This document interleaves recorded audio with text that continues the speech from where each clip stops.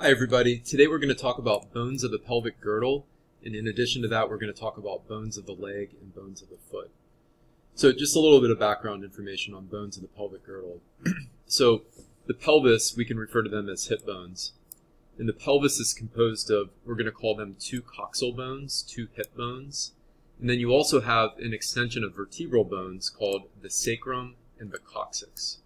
The sacrum, again, is a part of the vertebral column, as we're going to see in just a second, and so is the coccyx.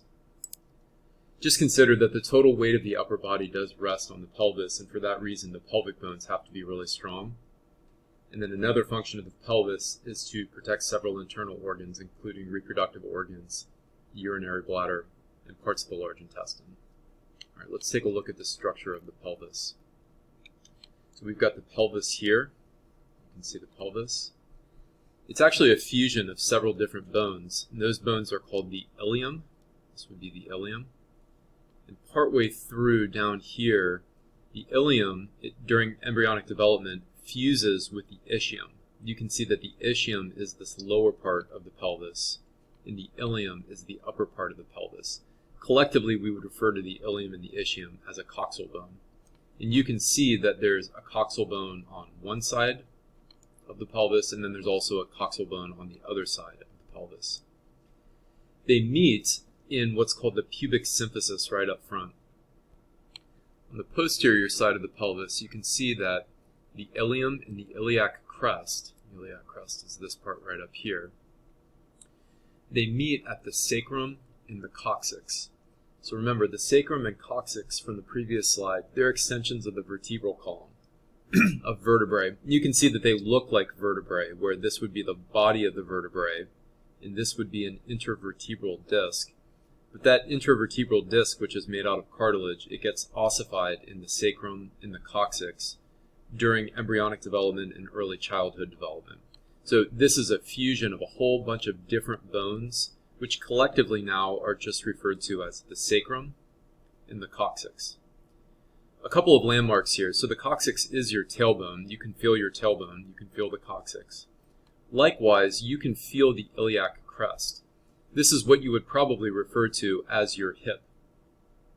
Right down here, you can see that there's a portion of the ball and socket joint where your thigh bone, which is right here, would extend with a ball, and this is the socket right here. Now you can't feel this portion, but I'm going to point something out that you can feel in just a second. So just understand that we can feel the coccyx, which is the tailbone, and we can also feel the iliac crest. Okay, a few last things about the pelvis. These are differences between the male and female pelvis. If you take a look, the male pelvis is a little bit more V-shaped or funnel-shaped. See, it's funnel-shaped right here. That's in contrast to the female pelvis, which is a little bit more shaped like a bowl, meaning it's shallower. Okay, this is for obvious reasons, and it has to do with childbirth. Having a shallow pelvis with broader hips in a female allows the head to fit through the birthing canal. Note that the pubic arch is also a little bit wider versus a little bit more narrower in males.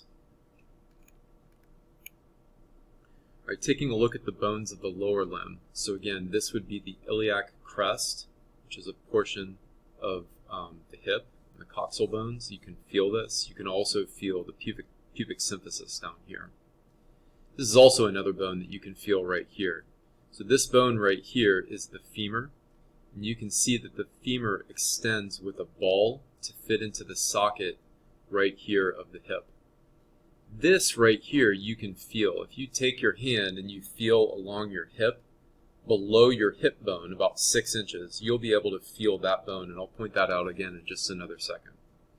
Okay, so again, the femur is your upper leg bone. It would be referred to as your thigh bone. Your patella is the kneecap. This is what you would think of as your shin bone. It's called the tibia right here. If you bang your shin really hard, you probably hit your tibia.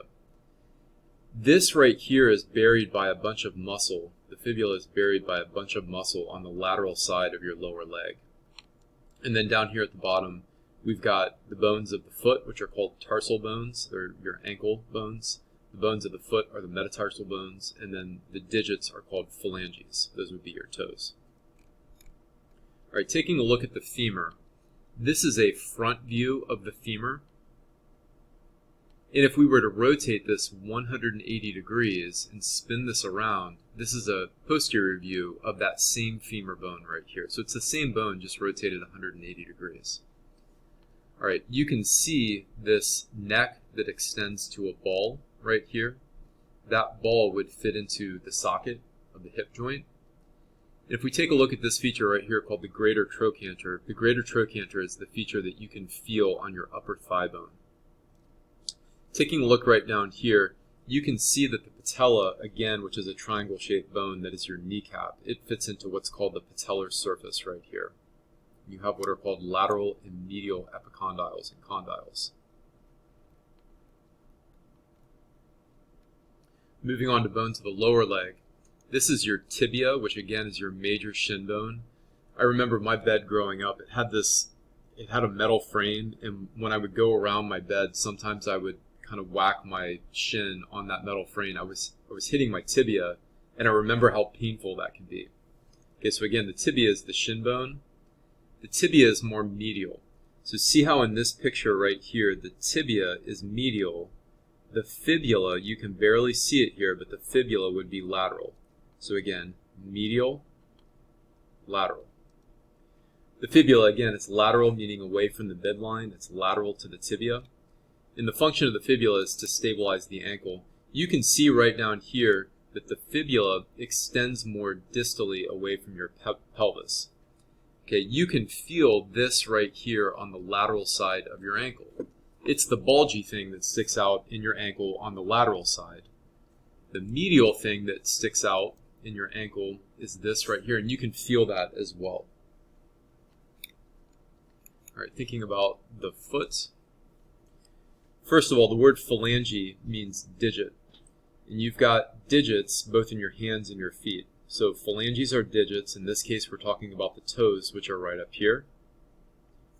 The other end of the foot, you've got these tarsal bones. The tarsal bones make up the ankle, and they support the weight of your entire body.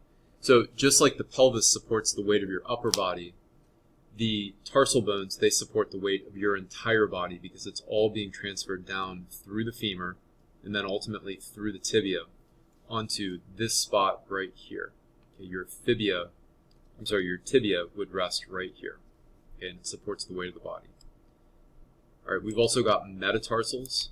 Metatarsals are intermediate between the phalanges and the tarsals. This would be like the sole or the instep of your foot. Okay, probably we don't think about metatarsals all that much, but as I say that, I realize that we don't really think about our feet all that much until we have an injury. So I used to play soccer and wrestle and stuff like that, and I remember when I would get, an injury that seems kind of minor, but something like either to my big toe or maybe to my little toe, it could really affect performance, and it would be really painful. So again, I say that we don't think about these very much, but you do think about it when you have an injury. All right, thanks a lot, guys, and I'll see you soon.